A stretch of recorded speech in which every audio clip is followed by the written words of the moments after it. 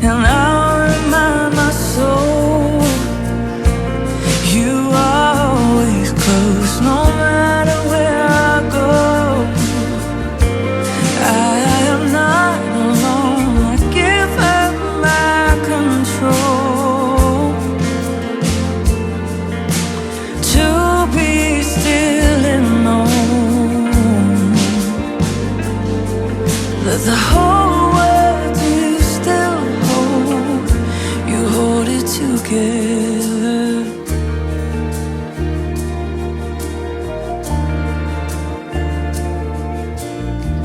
I breathe you in, breathe you out, 'cause all that I need is here right now. In your presence I breathe you in, breathe you out, 'cause all that I need is here right now. In your presence it's ever present. God, your presence is ever present. Yeah, God, your presence is ever present.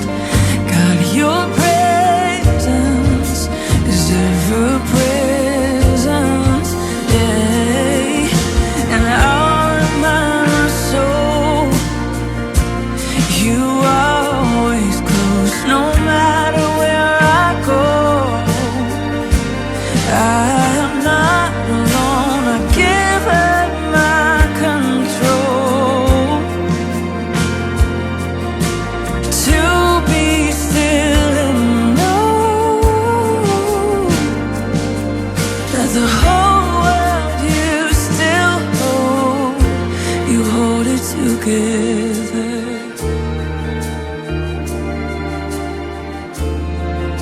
You hold it all together.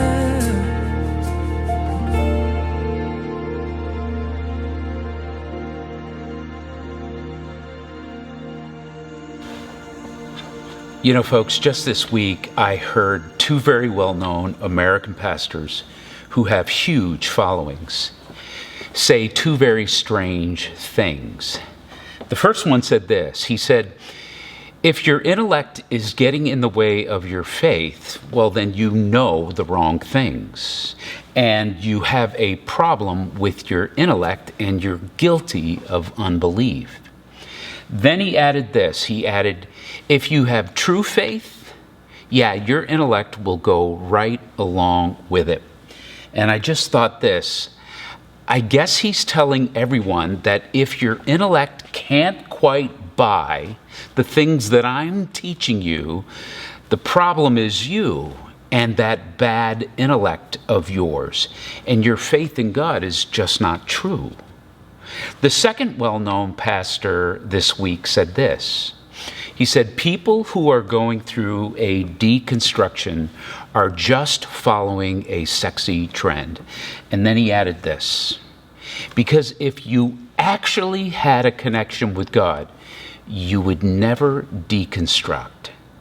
And I thought, wow, he is saying all the people who have ever gone through a faith shift, where his certain brand of faith and his certain subculture of faith and his certain interpretation of the faith, if that's no longer working for you, then you never actually had a true connection to God. Because if you did, you wouldn't be leaving the brand of faith he's telling us, or the subculture he wants us to be part of, or his interpretation. So what do you think of that? What feelings does that create in you? That, you know, certain answers that they give, if they don't satisfy your intellect, you have a bad, unfaithful intellect. And if a certain kind of American faith perspective no longer works for you, or you've been hurt by it, so you have to move away from it, that you and God never really had a connection at all. I mean, how does that make you feel? What thoughts does that elicit?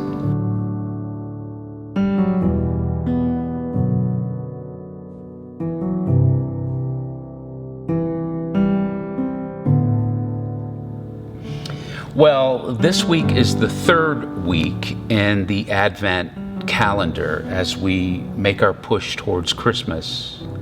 And if you know anything about the historic church calendar, then you know that this particular Sunday and weekend is called Rejoice Sunday. Now that term rejoice or rejoice Sunday, it comes from the epistle in Philippians where the Apostle Paul is jailed in Rome, but he is writing to a certain community in the city of Philippi. And though he's uncertain if he'll ever be freed, he still manages to write this beautiful, affectionate letter that's just filled with gratitude. Here's what he writes in verse 4 of chapter 4. Rejoice in the Lord always. Again, I say rejoice. Now, in our heads, right, we know that those are beautiful sentiments, but that word rejoice, it's really not a 21st century word, is it? I mean, the word rejoice, it's not a word I use, ever. And I feel there are actually so many words in the American Christianity lexicon like them that we just need to retire. Words like blessed, or words like biblical, or phrases like godly person or man of God. And don't even get me going on words like sin or hell. I'll tackle those another day. And when we use words like that, what's additionally triggering for some of us is the fact that Paul is strongly commanding. He's telling us to rejoice. Well, maybe I don't want to, or maybe I can't right now. I don't know about you, but I don't like being told what to do, especially if it's commanding me to give up some sort of emotional response that's just not natural for me or where I'm at in the moment. It's like my inner child. When someone commands me to do something, it just protests. I like, though, the way the Good News translation puts the same verse in Philippians 4:4. It says this, it says, may you always be joyful in your union with the Lord. Now that I can get behind. You know, I remember when I was going through my own faith shift, when certain pastor friends were telling me that I had lost my faith or I was walking away from the truth. What was happening is there was still this assuring voice in me that said, no, sure, I'm walking away from your subculture, your brand of the faith. But it's like I heard this internal voice. It wasn't a real voice. It was just an internal voice in me that said, you know, you and God are good. It's almost like God was saying, and I'm not saying he was, but David, you and I are good. You know, a minister's sermon can do several things. Sometimes a sermon teaches about the historic faith, and many times I do that. Sometimes sermons are meant to challenge our everyday lives. I do that a lot. But today I'm not going to do either of those. There's not going to be a lot of scriptural narrative or teaching today. I'm not going to bring us up to a mirror to give deep inner reflection. Sometimes sermons are meant to be commentaries. That's what they're meant to do.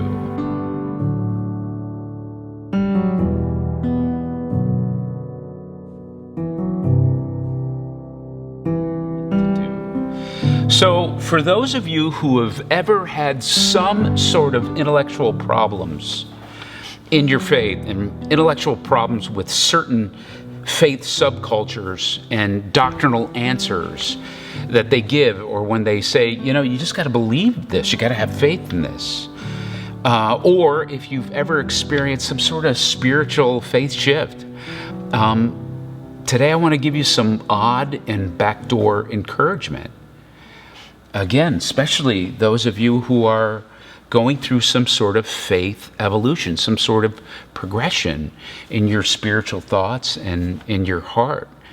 And maybe you've experienced somebody telling you that you've left something or you've left the truth. I want to speak to you. You see, I believe the depth of our ongoing experience when it comes to Christian spirituality is found in our growing attachment to Christ. Of course, it's related to a number of things, of course. But today I want to point out two things that I hope in an odd, weird way encourage you, okay? The first thing I want to talk to you is about your fluid intelligence. The second thing I want to talk to you about is your crystallized intelligence. Now, my guess is you've never heard that before, and you're going, David, what the heck does that mean, right? Well, as we grow and develop through life, our general intelligence, which is our ability to learn something, to understand something, to problem solve about something, to even be creative in our ability to be self-aware, or even our emotional intelligence. This is all influenced, it's influenced by the family we grew up in, our heredity, our subculture, our social context, our personal choices. It's even affected by our age, our personality makeup. Of course it is, right? And our beliefs are informed by those things, positively, even negatively, where you grew up and who grew you up, right? You get this. You get that your intelligence, mindfully and emotionally, it's a blend of nature and nurture.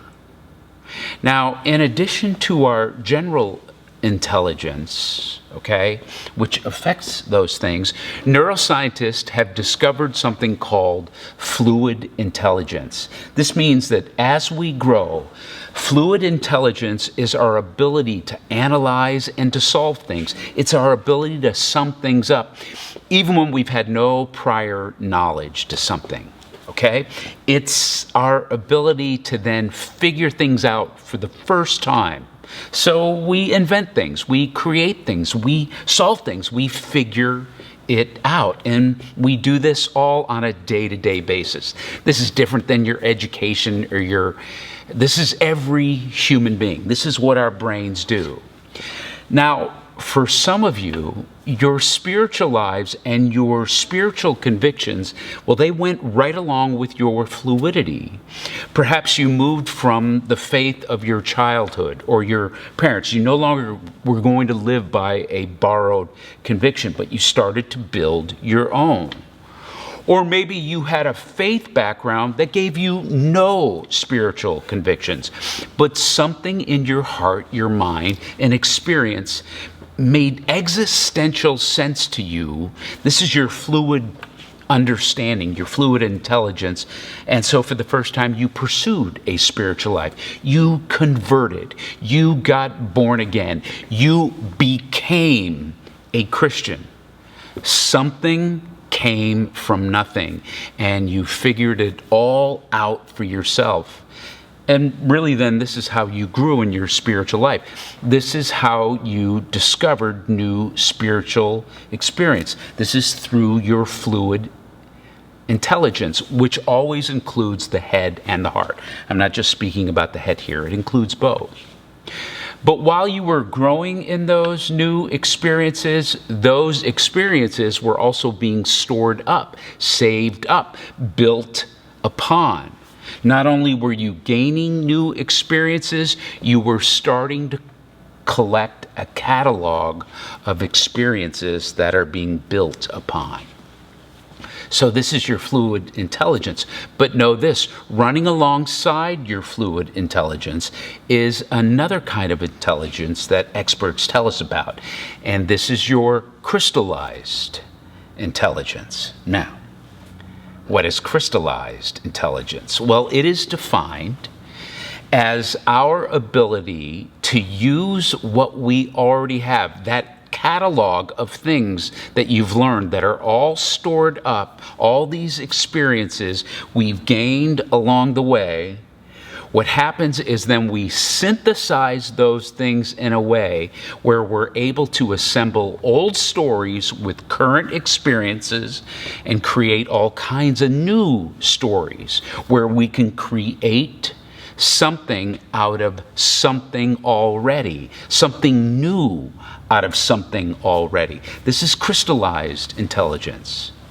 Now, there was a study done back in 2014 by Birkeland and Davis that showed it's through our crystallized intelligence that suddenly our past religious experiences and convictions because of our crystallized intelligence and the compounding of all of these things stored up, that as we synthesize them, certain things don't seem to add up anymore, and they can't stay the same anymore. Your intelligence needs to shift them. They need to grow. They need to transform. And as your crystallized intelligence processes all of your experiences that you've had, all of your stored up knowledge, you just might need to adjust things, deconstruct things, because your intelligence is working and it's synthesizing these stored up things into something new. And as a result, you can no longer look at things the same. They no longer make sense to you.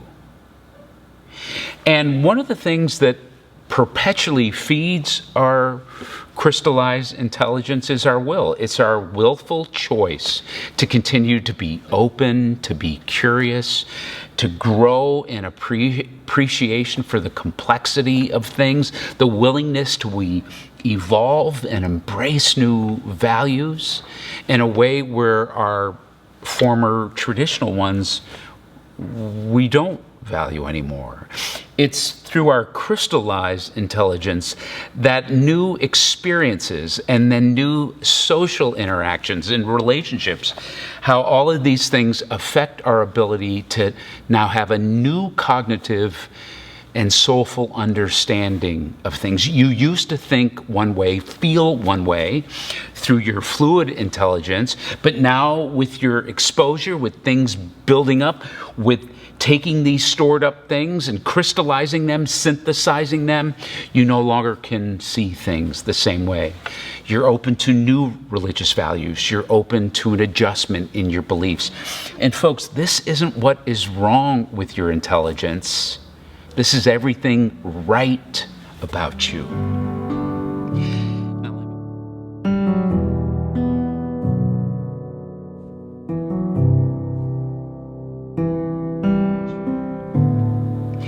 Now let me give you some bad news here, because I have to. But then I promise I will give you some good news.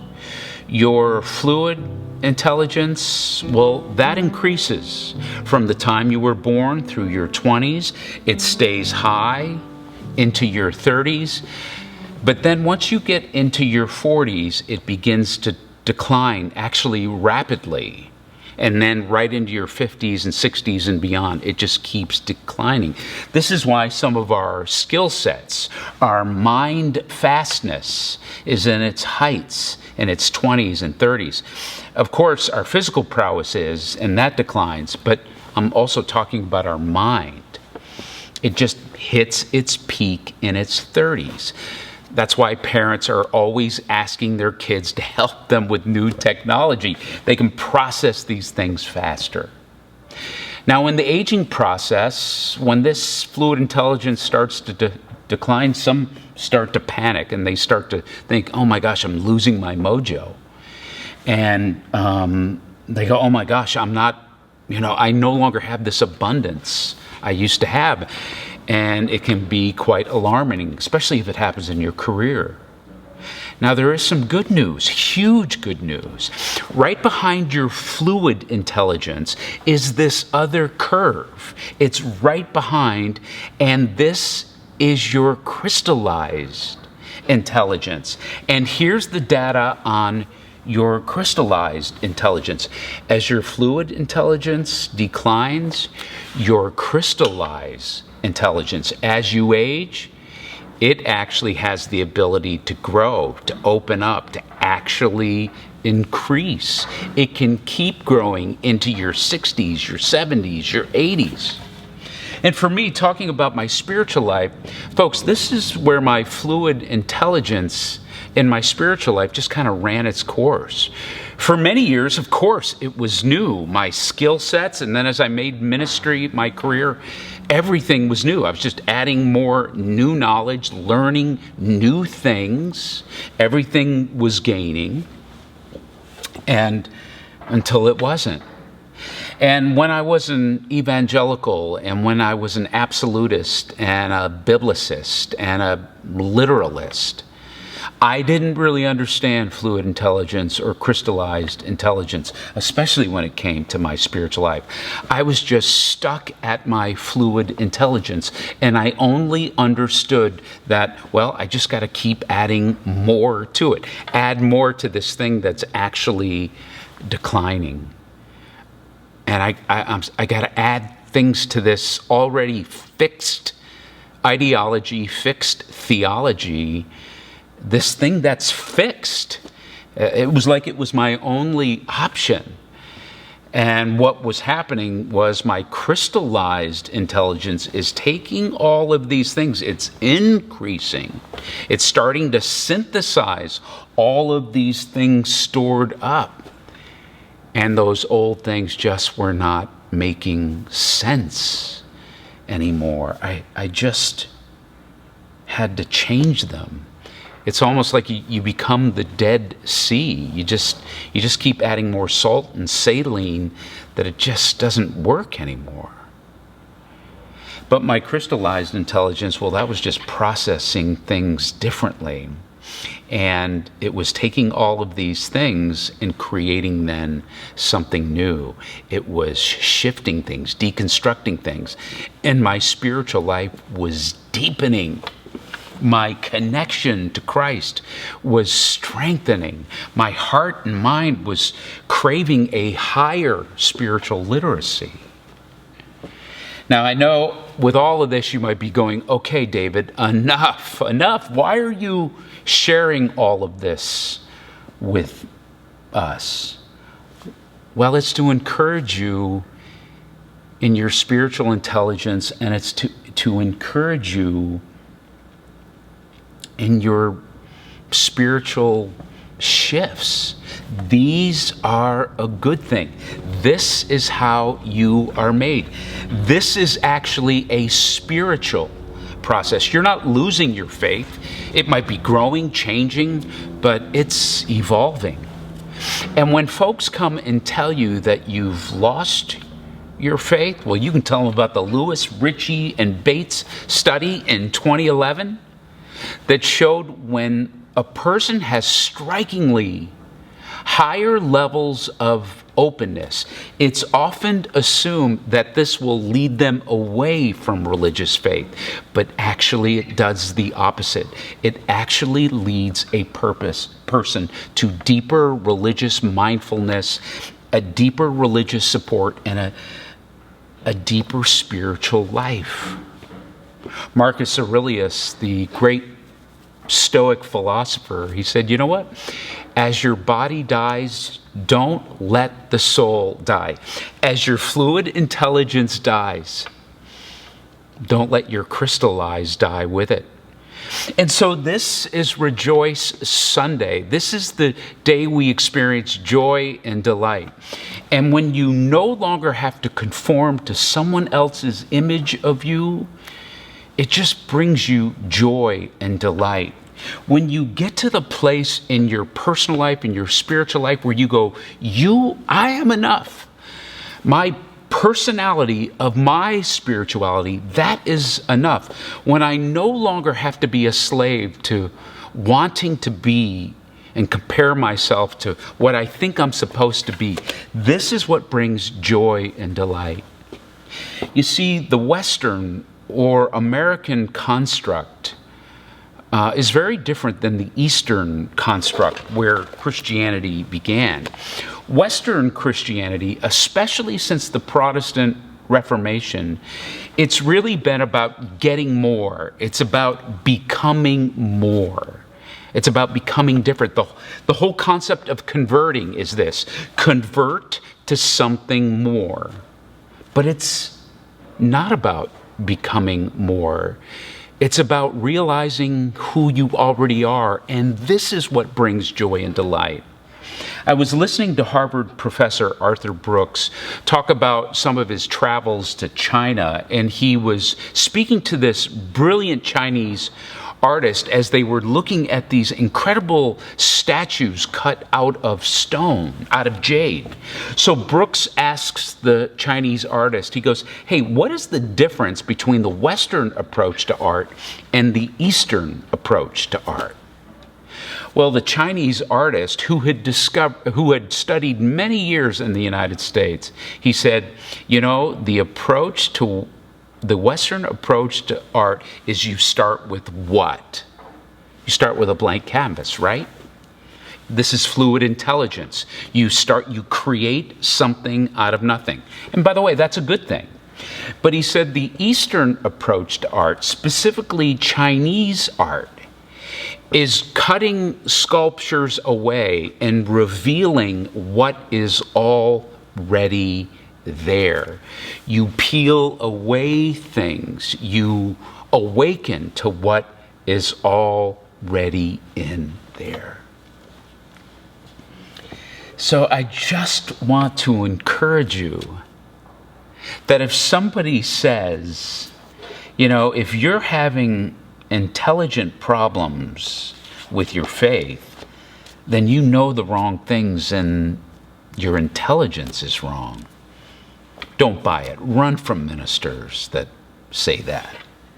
If a minister says, when you're going through a faith shift, you're just following some sort of sexy trend.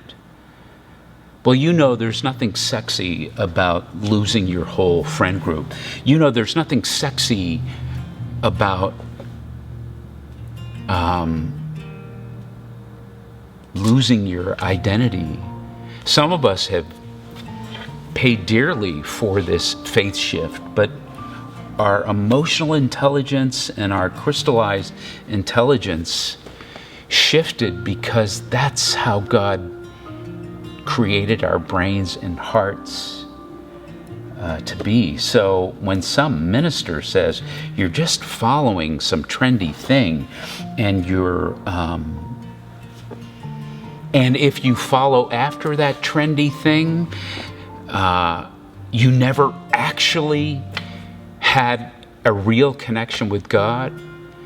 I mean, what a deep insult that is. This is a very famous minister that is missing something major here.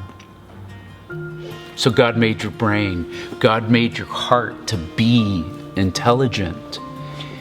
And if it is shifting and processing things because it's taking old things and synthesizing things into new ones, that's being very spiritual. You are becoming and being, I think, who God intended you to be.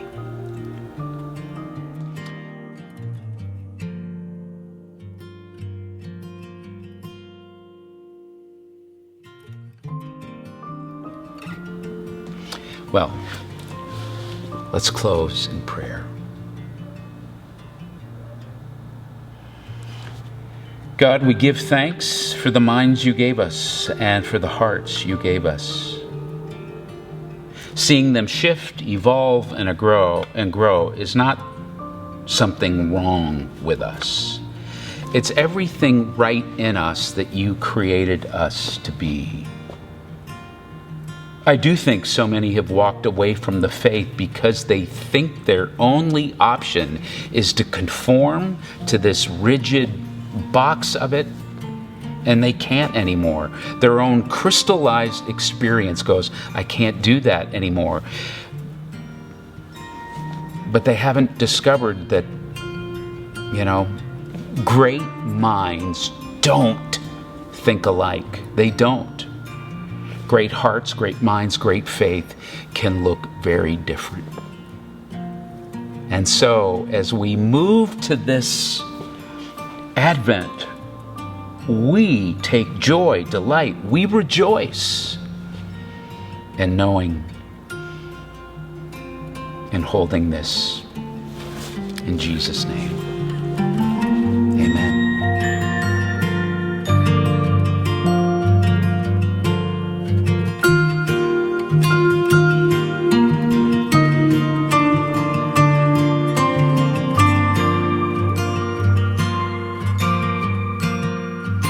Hey folks, as we push towards Christmas, one of the things that we've been letting you know and being transparent about is where we are financially. You know, SPERO DEI is only 3 years old, and for a year and a half we've been in the pandemic. So the pandemic has affected our church like it has affected so many churches in America.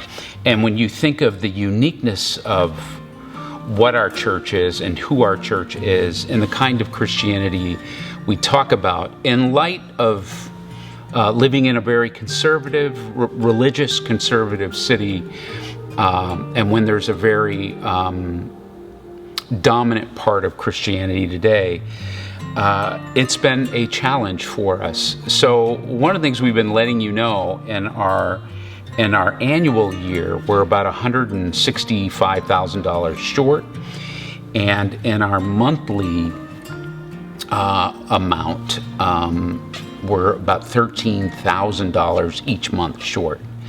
Now, one of the things we're hoping to do is in the Christmas end of the year giving, we're asking folks, whether it's online folks or folks that attend right in this room, would they consider making a donation towards our end of the year gift that could help us make up that deficit. And then that's our first goal. And then our second goal is by the end of the first quarter of 2022, which is really the Easter holiday in April, that our donations could rise in a way that we will not have that $13,500 monthly deficit. And we're asking folks this: would they, if they've never given before, would they consider becoming a recurring giver, a regular giver, to help in our 2022 budget? And then the second thing we're asking folks that if they currently give, is it possible that they could increase that? Maybe you pulled back in 2021 because of what happened in 2020, which is totally understandable. But as things kind of playing out with the pandemic, if you can increase in your monthly giving, the second thing is, would you consider that? And then the third thing is this: is if you have never given before, would you begin giving? Now, as a minister, I'm not going to give you a big spiel about, I'm not going to open a Bible here and talk about how you should give and make it manipulatively spiritual. I want to just talk to you adult to adult, that if SPERO DEI is meaningful, if the voice of this church is meaningful, if you love the fact that you have found a place that is reflecting your growing, your shifting, your evolving faith, and somebody is giving words and voice to your heart and to your children's heart, well, from one mature adult, hopefully, to another, I make the appeal that way, that if this place is meaningful, would you consider those two goals, end of the year and joining us in 2022? If you want to know how to do this, all you have to do is go to SPERODEI.com and hit the give button. It's super simple. All of us order things on Amazon.com all the time, and it's that easy, and it's that safe, and it's that secure. So just go to SPERODEI.com, look in the upper right-hand corner for the word give, and that will lead you through whether you want to become a first-time or one-time giver, or whether you want to become a recurring giver. Now, Paul Allen, one of our board members, is going to talk to you through a video here about what it means to give through your investment portfolio or your stocks. Some folks have been asking, hey, I've done well in my stocks. Is there a way I can make that donation to the church? So here's Paul Allen to explain that to you. And I'll see you next week. Hey there, I'm Paul Allen, and I'm a member of SPERO DEI, and I serve on the board. And I'm also president of a financial planning firm here in Nashville called Wealth Strategies Partners. And as we wrap up the year, all of you know about the financial situation that we're in. And as we try to achieve our goal of the year-end gift, I wanted to talk to you about charitable giving because there's a couple of things that have changed this year with the CARES Act. Now, the first is if you are someone that would like to make a cash gift, you are able to give up to 100% of your adjusted gross income this year. Now, in previous years, that was limited to 60%. If you own a business or a corporation, you are able to give up to 25% of your net income this year and as a cash gift. Now, in previous years, that was limited to 10. So one thing with the CARES Act is we are able to make more substantial cash gifts and get a more of a substantial tax benefit for it.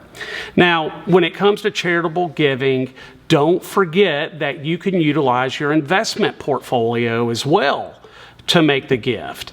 And let me explain to you how that works. Instead of selling a stock and paying capital gains tax and then writing a check to SPERO DEI for the difference, it may make more sense to actually give the stock itself to SPERO DEI, then SPERO DEI could sell it and avoid paying capital gains tax. So by giving it to SPERO DEI, you could give the entire amount, you not pay the taxes on the capital gains, and then you get a tax deduction for the entire amount of the stock that you give. I know that we've been over a lot in a really short time frame. I'm around the church. So if you have any questions, don't hesitate to reach out to me or call the church office. It is an absolute pleasure to work and be on this board and serving you, and I cannot wait until 2022.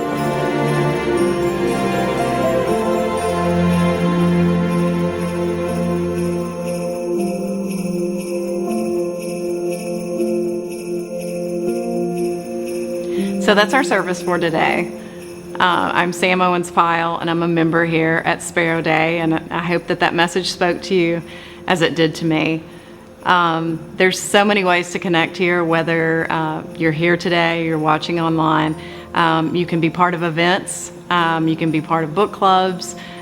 Just check out SPERODEI.com, our Church Center app, or any of our social media channels to find out more. Another way you can connect is to give to the church. And you can donate online, you can donate through the app, and you can donate if you're here with us at SPERO DEI. So thank you for joining us.